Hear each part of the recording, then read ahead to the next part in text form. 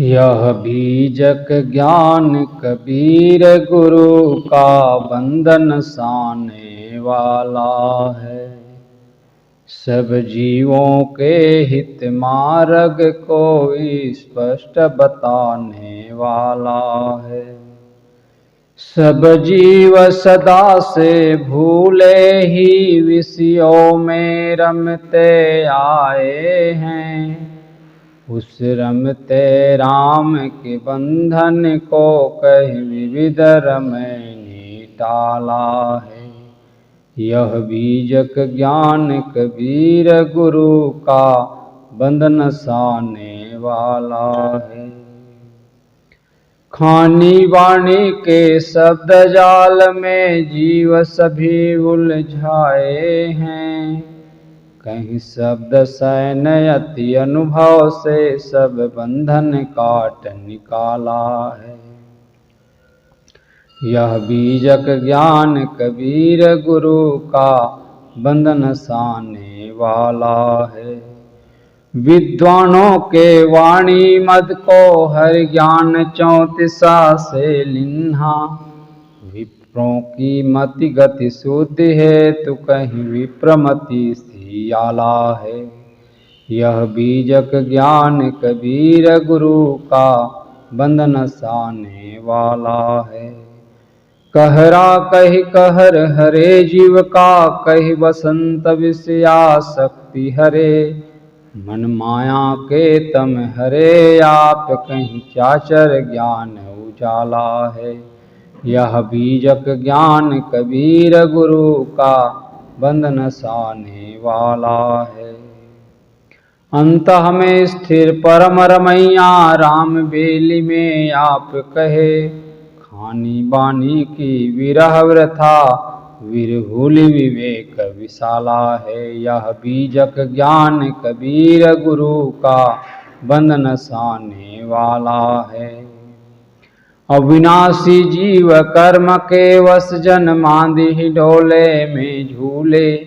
पर कर्ण हिडोला कही विधिवत पारख पद दिया निराला है। यह बीजक ज्ञान कबीर गुरु का बंधन साने वाला है। जड़ साक्ष दृश्य से सदा पृथक साक्षी चिद रूप सदा अपना। साखी कही सकल ज्ञान खानी मत पथ धंधों का काला है। यह बीजक ज्ञान कबीर गुरु का बंधन साने वाला है। 11 पर कर्णों से भूषित है, पारख ज्ञान भरा बीजक। रविवती निके प्रकाश किरण तम मोहन साने वाला है। यह बीजक ज्ञान कबीर गुरु का बंधन साने वाला है। अति गुण अगुण विविध पद्यों शैली युक्ति से भरा ग्रंथ। विद्वान भी है टक्कर खाते, अभिलाष अल्पमति वाला है। यह बीजक ज्ञान कबीर गुरु का बंधन साने वाला है। गुरु संत पारखी के द्वारा गुरुमुख पढ़ने से भेद खुले। बोधक सूरत की कृपा दृष्टि से पाया बोध उजाला है। यह बीजक ज्ञान कबीर गुरु का बंधन साने वाला है। सब जीवों के हित मार्ग को स्पष्ट बताने वाला है। बोलिए सद्गुरुदेव की जय। सद्गुरु कबीर साहिब की जय।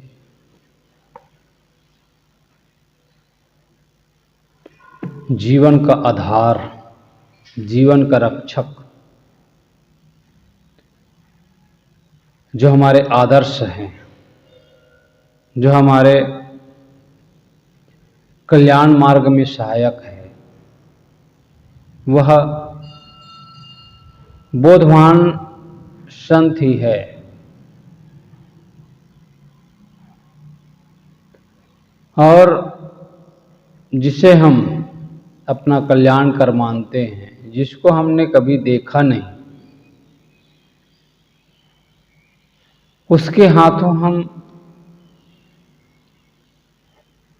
कठपुतली बन जाते हैं और उन्हीं के प्रशंसा में रात दिन उन्हीं के गुण गाते हैं। वह एक कोरी कल्पना, और उस कल्पना के सागर में आदमी गोता लगाता है जिसमें पार तो लगता नहीं, बल्कि आदमी और बेचैन होता रहता है, दुखी होता रहता है बार बार। तो आदर्श कहां से मिलता है? शांति कहां मिलती है? शांति जब हमको सच्चे संत मिलते हैं, सच्चे गुरु मिलते हैं। आइए इसी पर कुछ चिंतन करें। सदगुरु कहते हैं, तेहि साहेब के लागव साथा, दुई दुख मेटिक हो सनाथा। दशरथ कुल अवतरी नहीं आया, नहीं लंका की राव सताया। नहीं देवकी के गर्भ ही आया, नहीं यशोदा गोद खिलाया। पृथ्वी रवल धवल नहीं करिया, पैठी पताल नहीं बलि छरिया। नहीं बलि राजस माढ़ल रारी, नहीं हरना कोई बंदल पछारी। ब्राह रूप धरनी नहीं धरिया, छत्री मारी छत्री नहीं करिया। नहीं गोवर्धन कर नहीं धरिया, नहीं ग्वालंग संगबन मन फिरिया। गंडू की साले ग्राम नहीं कूला, मच्छ कच्छ हो नहीं जल डोला। दारावती शरीर नहीं छाड़ा, ले जगन्नाथ पिंड नहीं गाड़ा। साखी में कहते हैं, कहें कबीर पुकार के वह पंथे मत भूल। जेहि राख्यो अनुमान के, जेहि राख्यो अनुमान कै, सो थूल नहीं अस्थूल। यहां पर साहेब कहते हैं स्वामी को,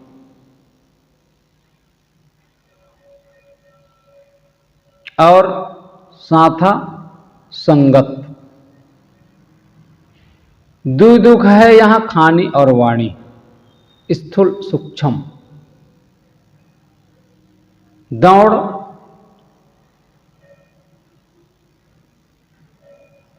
धवल कहते हैं दौड़ धूप, राव राजा, यह रावण के लिए प्रयुक्त है। रवण स्मरण, मच्छ अवतार, कच्छ कच्छ अवतार। दारावती द्वारिका, थूल कहते हैं स्थूल को, और अस्थूल मतलब सूक्ष्म। सदगुरु कहते हैं, तेहि साहेब के लागव साथा। उस स्वामी की संगत करो जो राग द्वेष से पूर्ण हो, अर्थात राग द्वेष से रहित हो। जो राग में पड़ा रहता है, अपने और पराए, वह जो है पूर्ण काम नहीं होता। गुरु ने ही कहा है, मेरा तेरा मनवा कैसे खोई रे। यदि राग है, गुरु तो बन गए, लेकिन अपने और पराये की भावना है, वह छूटा नहीं।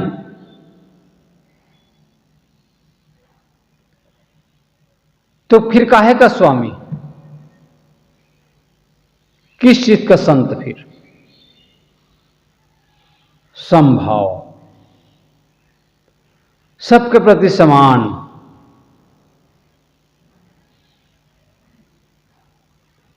तो यहां सदगुरु कहते हैं, तेहि साहेब के लागव साथा। उस साहेब की संगत करो जो पूर्ण काम है, जो राग में पड़ा हुआ है, द्वेष में पड़ा हुआ है, बैर और विरोध में पड़ा हुआ है, दूसरे को देखकर नाक सिकुड़ता है। ऐसे लोगों की संगत करोगे तो राग द्वेष ही सिखाएगा, ना तो चेला का कल्याण हो पाएगा ना तो गुरु का। सदगुरु कहते हैं ऐसे गुरुओं से सावधान।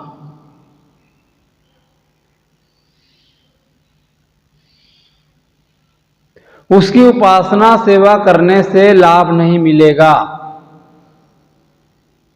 स्वरूप ज्ञान का बोध नहीं होगा, उल्टा जो है 10 मन भार और लाद दिए जाएंगे।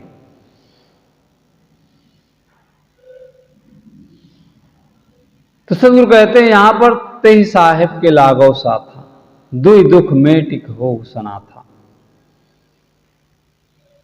जो पूर्ण काम है उनकी उपासना करेंगे, उनकी सेवा करेंगे, तभी हमें जो स्वरूप ज्ञान का बोध होगा।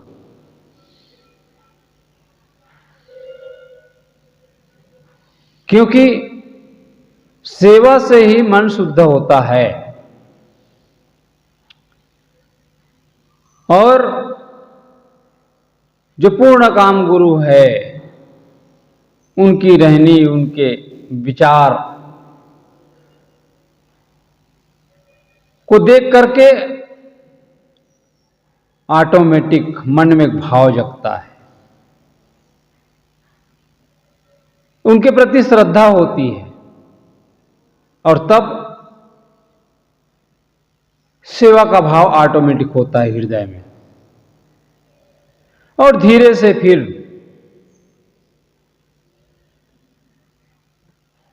अपने आप को जानने का मौका मिलता है,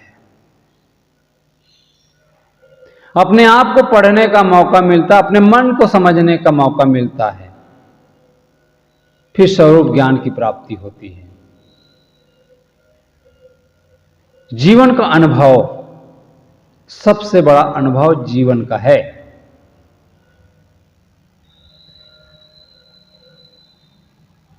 तो विषयों की ओर जो हमारा मन जो लगा हुआ है उससे छुड़ाकर कल्याण की ओर जाने का एक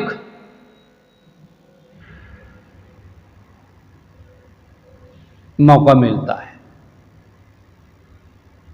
समझने का मौका मिलता है। कब? जब पूर्ण काम गुरु मिलेगा और हमारा हृदय भी उनके प्रति, हमारा मन भी जब लग जाएगा, तब विषयों से मुड़कर अपने में आ जाएगा। तो दुई दुख मेटिक हो सना था। सदगुरु कहते हैं जीव जो है दुखों से पीड़ित है और दुख दो है, जिसको हम स्थूल और सूक्ष्म कहते हैं, जन्म और मरण कहते हैं। खानी और वाणी के अभ्यास, सदगुरु ने प्रथम ही डोलना में कहा है, खानी वाणी खोजी देखो स्थिर कोई न रहा है। खानी जाल स्थूल प्राणी पदार्थ,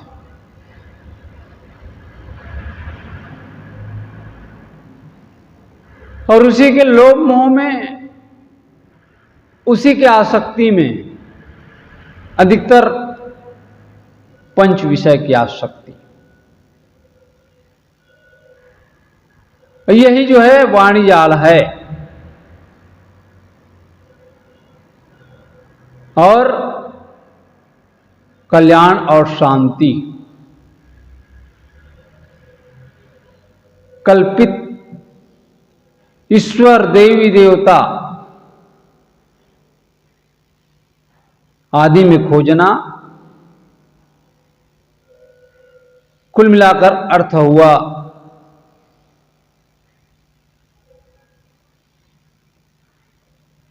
ये जो है दुख को आमंत्रण देना है।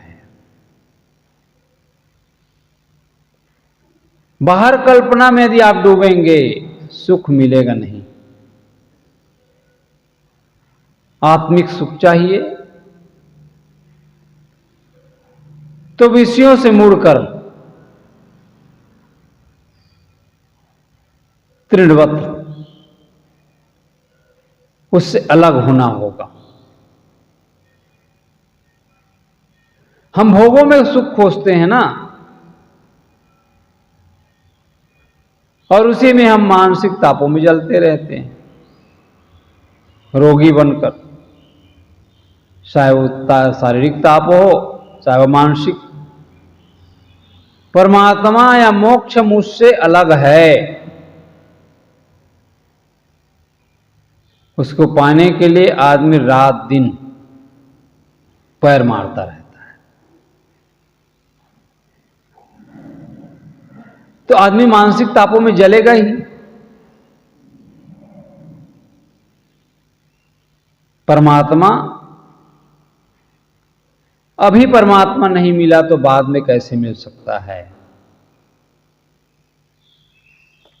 तो दुख मेटिक हो सनाथा, ये जो खानी और वाणी है, खनिजाल प्राणी और पदार्थ,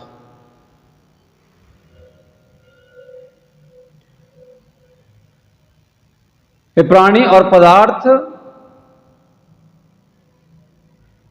जो नाना प्रकार की अवधारणाएं हैं, इससे मुक्त होकर आत्मस्थ होकर ही कृतार्थ हुआ जा सकता है। दुख मेटिक हो सनाथा।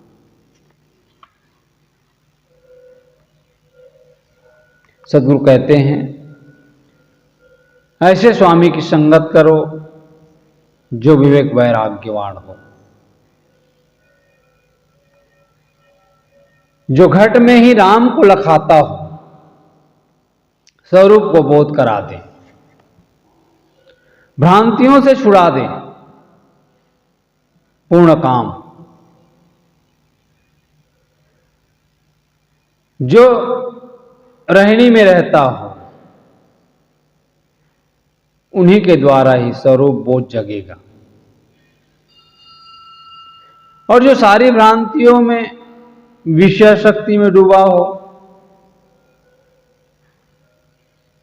उनके द्वारा असंभव है।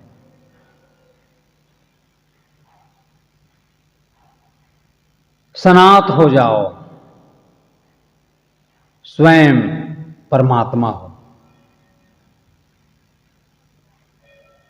स्वरूप को पहचान कर अपनी दुर्बलता को समझो। सारी दुर्बलताएं को जब हम समझ जाएंगे और छूट जाएगा, तब आत्मा ही परमात्मा हो जाएगा। ते ही साहेब के लागव साथा। ऐसे स्वामी की उपासना करो जिससे तुम सारे दुखों से मुक्त हो सको, कृतार्थ हो सको, पूर्ण काम हो जाओ। सदगुरु कहते हैं जो घर जा रहे आपने चले हमारे साथ, जो अपने घर को जला दे वही हमारे साथ चल सकता है।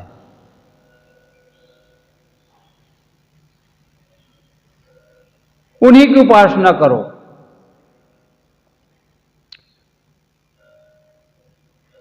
उन्हीं के प्रेम करना, उन्हीं से प्रेम करना होगा। लेकिन हम विकारों से प्रेम करते हैं। चिंतन शांति तभी मिलेगी जब विवेक वैराग्यवान गुरु मिलेंगे। अपना स्वरूप ही अपनी उपासनी है, अलग से कहीं उपासनी बाहर नहीं है जो हम कल्पना करते हैं। शुद्ध चेतन जिसे हम राम कहते हैं, आत्मा कहते हैं, वही मेरा स्वरूप है। और देहाभिमान छोड़ करके अपने शुद्ध चेतन स्वरूप में स्थित होना ही जीवन का परम लक्ष्य है। तो ते ही साहेब के लागव साथा, दुई दुख में टिके हो सना था। जितने भी अवतार माने जाते हैं, सारे अवतार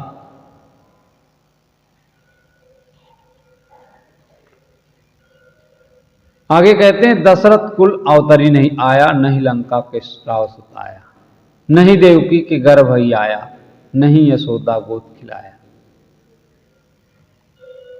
माने गए जितने भी अवतार है, चाहे राम हो, कृष्ण हो, परशुराम हो, नरसिंह हो, बराह हो, मत्स्य हो, कश्यप हो,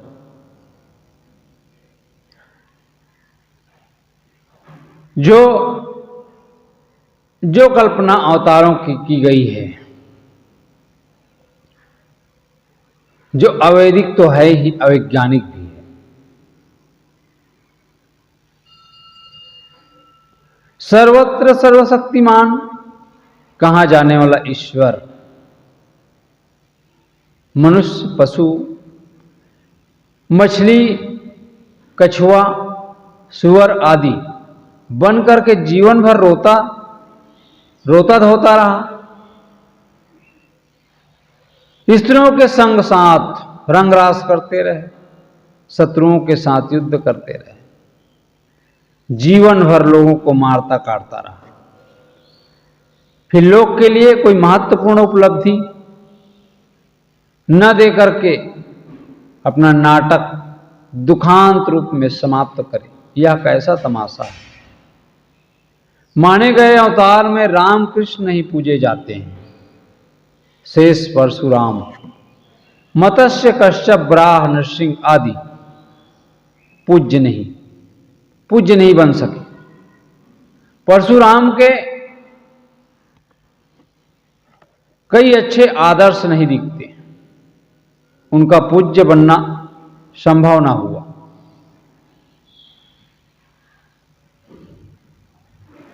मनुष्य जो है, पशु पक्षी कृमि कीट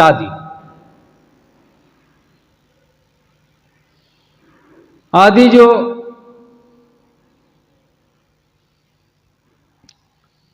खानियां है, उससे श्रेष्ठ है मनुष्य, कल्याण की भूमिका में है। राम और कृष्ण राजपुरुष थे, राजनेता थे, गृहस्थ थे, उनके कई आदर्श हैं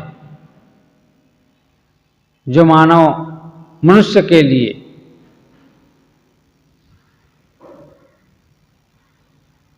के लिए एक आदर्श के रूप में है। लेकिन भक्ति के नाम पर वो भोग करने की इच्छा करने वाले अंधभक्तों ने कृष्ण के चरित्र में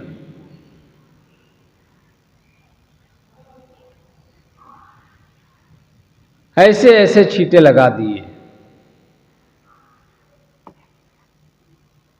वह कोई रंगरास करने आए थे?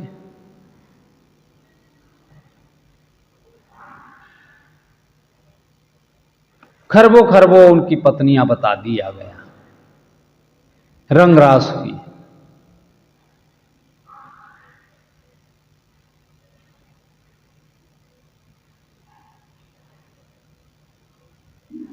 मनुष्य थे, राजनेता थे, सूरवीर थे, उनके कई आदर्श अच्छे हैं। हमारे पूर्वज राष्ट्रीय पुरुष होने से श्रद्धेय है। श्री राम के माता पिता की आज्ञा से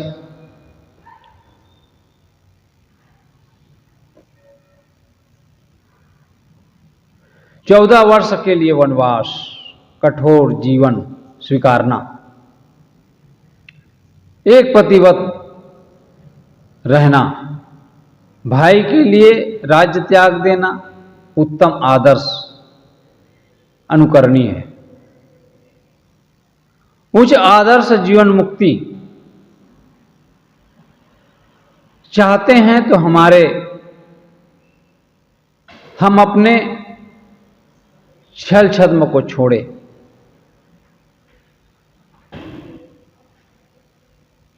जो छल छद्म करने वाले हैं उससे आदर्श प्राप्त नहीं हो सकता। राजकाज के आदर्श हो सकते हैं,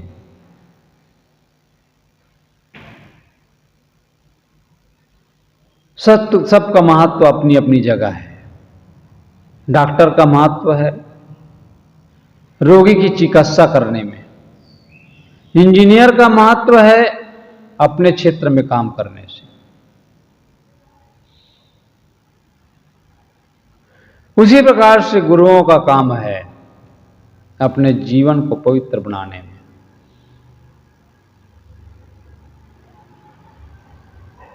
श्री राम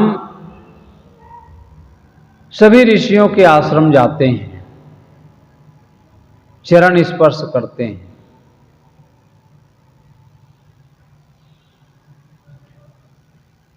रामकृष्ण, परशुराम आदि कितने ही अवतार कहे जाने वाले भिन्न भिन्न क्षेत्र में बड़े चढ़े महापुरुष हो, आप काम हो, निष्काम हो, अकाम हो, पूर्ण काम हो, जीवन मुक्त संत, पुरुषों के चरणों में ही आध्यात्मिक कल्याण की प्रेरणा पा सकते हैं। इस रामायणी में सदगुरु कहते हैं रवल धवल पृथ्वी रवल,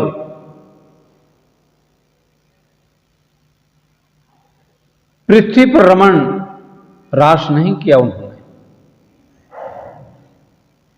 पृथ्वी से रमण नहीं किया।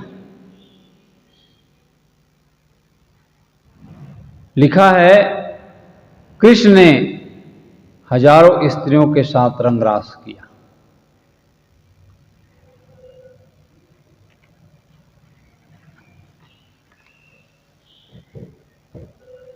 अरबों खरबों स्त्रियों के साथ रंगरास करने की बात ऐसा भागवत के 9वें स्कंद में लिखा है। ब्रह्मा भगवान जब हिरण्यकश्यप को मारकर पृथ्वी को ऊपर लाए तो उन्हें देखकर उनका मन मोहित हो गया। ब्रह्मा ने पृथ्वी के साथ एक दिव्य वर्ष तक विषय विलास किया, इस रमण किया कहते हैं।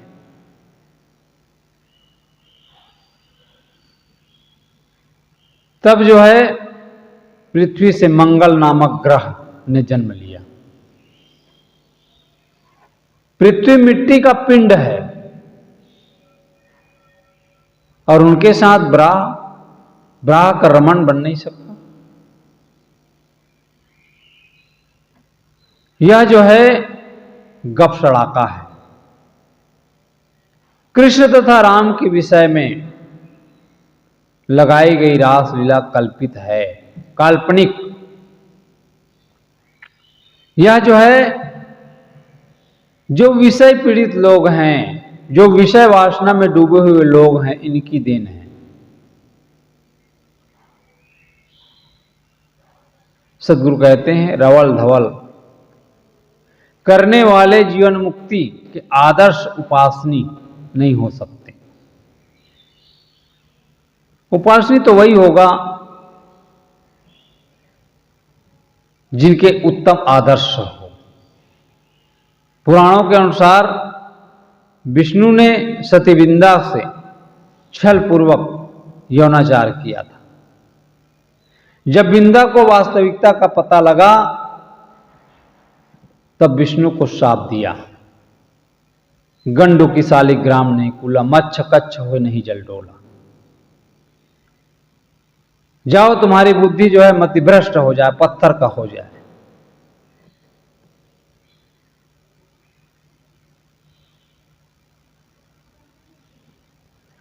विष्णु जो है काले पत्थर बन करके गंडू की नदी में लुढ़कने लगे।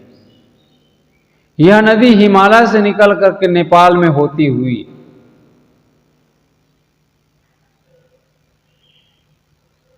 अनेक छोटी छोटी नदियों से होती हुई पटना के पास गंगा में मिल गई, जिसमें काले रंग के पत्थर मिलते हैं। पौराणिक कल्पना है किसी के सांप से कोई पत्थर होता है। विष्णु की बुद्धि जो है पत्थर अवश्य बन गई होगी, क्योंकि उन्होंने सती के साथ छल किया। वह जो है उपासनी नहीं हो सकता। यह तो उनके चरित्र का उजागर है। लोग कहते हैं कृष्ण परमात्मा के अवतार थे, द्वारका में शरीर का त्याग किया, जगन्नाथ के मंदिर में प्रतिष्ठित कर दिया गया, इसलिए जगन्नाथ की मूर्ति भी अवतार है। साहब कहते हैं यह सब कपोल कल्पना है। श्री कृष्ण महामानव थे और जगन्नाथ मूर्ति पिंड जो है जड़ है। सद्गुरु कहते हैं सांप्रदायिक जो आडंबर है इसमें मत पड़ो।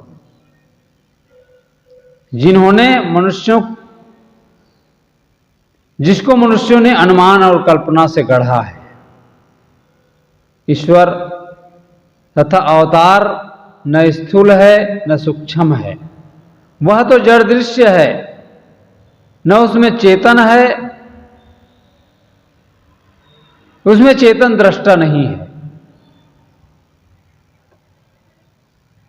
यह मनुष्य की मन की कल्पना है। उससे सर्वश्रेष्ठ है मानव। तो यहां पर सद्गुरु कहते हैं तेई साहेब के लागो साथा।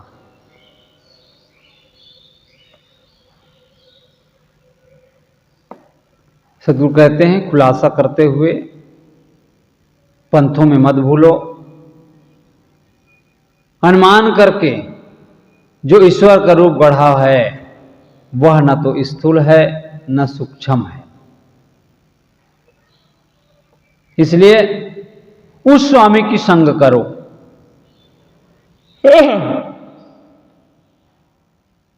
जो पूर्ण काम हो, जो जीवन मुक्ति का काम करता हो।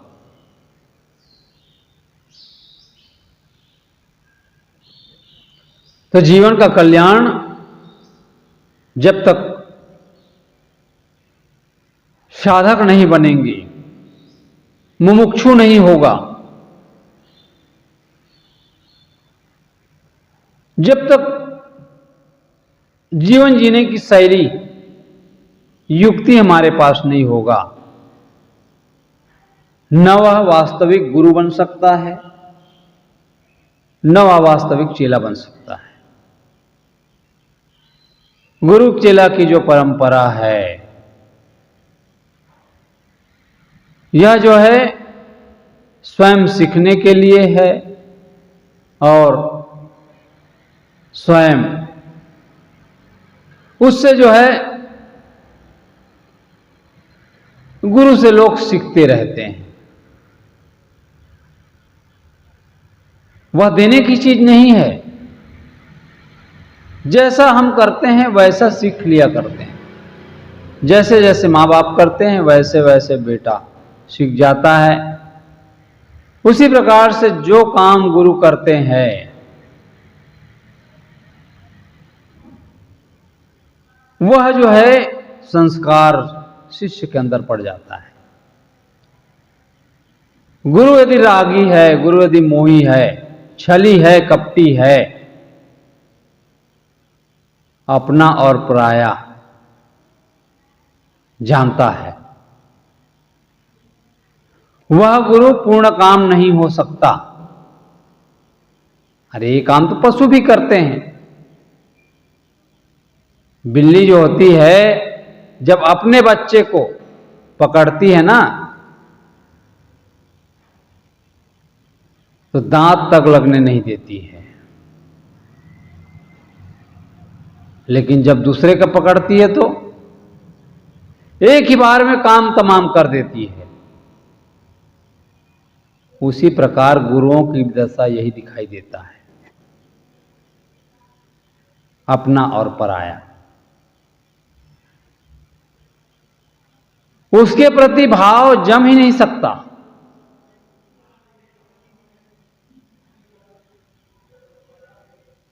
हर व्यक्ति जानता है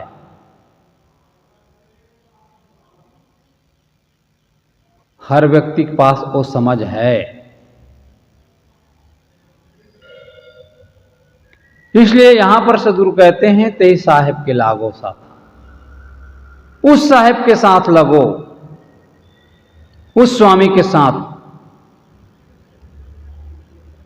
और ऐसे लोग बिरले हैं।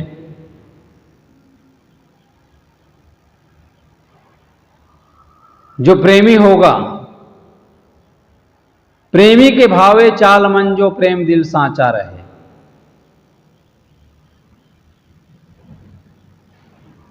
जिसका हृदय सच्चा होगा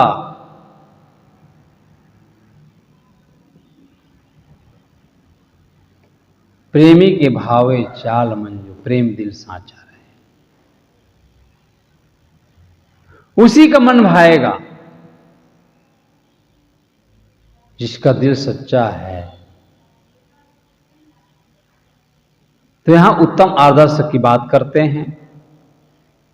और जिसको हम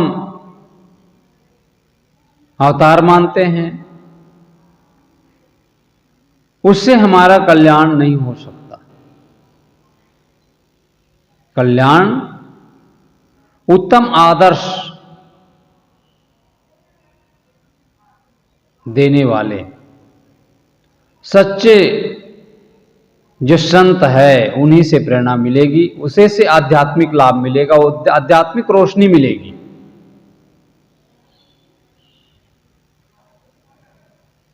और उसी से हमको जो है शांति मिल सकती है, और संतुष्टि साधक को उसी से प्राप्त हो सकता है। बोलिए सद्गुरुदेव की जय। साहेब बंदगी साहेब।